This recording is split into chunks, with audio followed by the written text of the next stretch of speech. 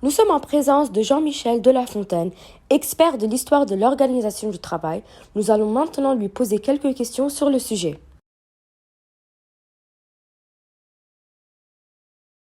Bonjour à vous. Vous êtes donc expert de l'organisation du travail depuis 10 ans maintenant. Nous voudrions savoir tout d'abord qu'est-ce que l'OST et par qui a-t-elle été créée? Alors, tout d'abord, la division du travail a été théorisée par Frederick Winslow Taylor sous le nom de l'Organisation scientifique du travail au XXe siècle.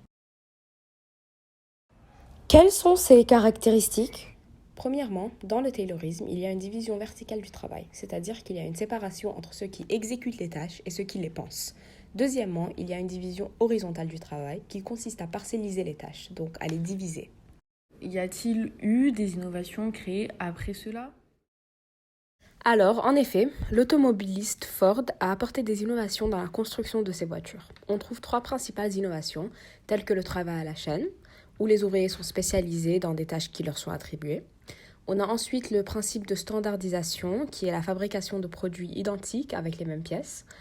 Enfin, Ford instaure comment on dit 5 déjà en anglais?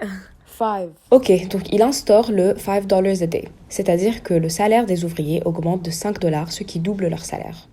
Ah, mais c'est pas beaucoup ça. Bah justement, si, ça a augmenté considérablement leur salaire, ce qui permettait aux ouvriers de pouvoir s'acheter des voitures grâce à leur pouvoir d'achat, et cela a permis à une croissance économique dans cette période. Vous aviez dit que leur salaire avait donc augmenté, les ouvriers étaient bien heureux, mais pourquoi ce système n'existe plus aujourd'hui? Y a-t-il eu des effets négatifs? En effet, les ouvriers se sentaient étrangers face à leur travail, donc ils ne voyaient pas les résultats de leur travail, ce qui était bien sûr aliénant.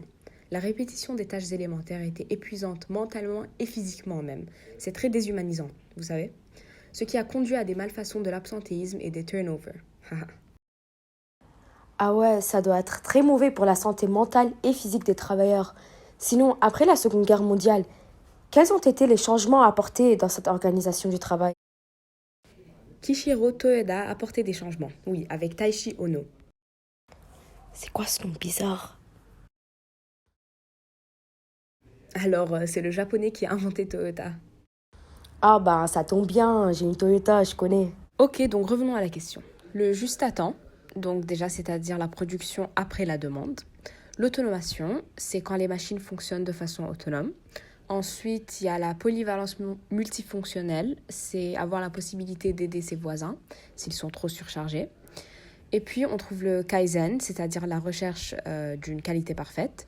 Et finalement, le recours important à la sous-traitance, c'est quand une entreprise achète uniquement dont elle a besoin. Y a-t-il des conséquences particulières à cela?